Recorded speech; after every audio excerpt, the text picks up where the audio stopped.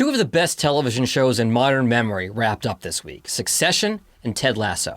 Today I'll tell you how some of the strategies they used can help your podcast. And, spoiler alert. And now, a look at what's trending in the podcast world and how it can help your show. It's the Jag Show Podcast. Strategy number 1, know when to get out. Both shows left us at a place where they could have continued on. Part of me would have loved to see how the Roy siblings moved on and what happened to Waystar Royco.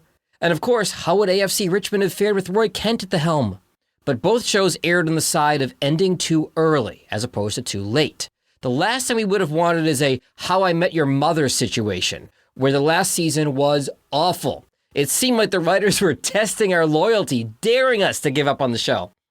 This idea holds true for your podcast as a whole and for individual episodes. When it's done, it's done. Wrap it up, and as the cliche goes, leave them wanting more. Strategy number 2.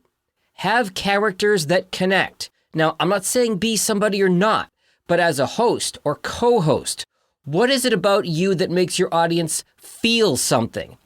Roy Kent is one of my favorite television characters of all time, played by the hilarious comedian Brett Goldstein. Ted Lasso himself can be described the same way the show is, relentless positivity. On the other end of the spectrum, you've got Kendall, Roman, and Siobhan Roy. They're all terrible people. But we connect with them in their moments of humanity as they're all complex in their own way. Even if we may have been rooting for a meteor to hit them all at the end. What is it about you and your show that connects? Is it a personality trait? Is it humor?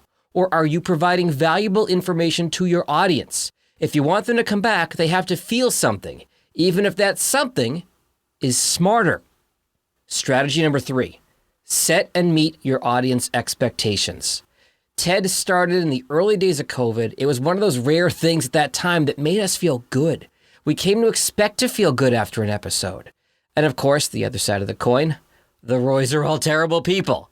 It appealed to the lesser qualities of the human condition. Either you're an empath like me and felt terrible about yourself after each episode, or you're a sadist, looked at the Roy family and said, wow, I have my issues, but at least I'm not them. Establish what listeners will get out of your show. How will they feel? Will they learn something? What will resonate with them? You won't figure that out in episode 1, but when you find that secret sauce, go with it. We'll miss you, Ted Lasso and AFC Richmond. As for the Roys, you had it coming. As you say to each other in every episode, F*** off. The most popular ways to grow a podcast are recommendations of friends and family.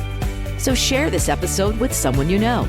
And for any questions you have about podcasts, find Jag online at jagindetroit.com.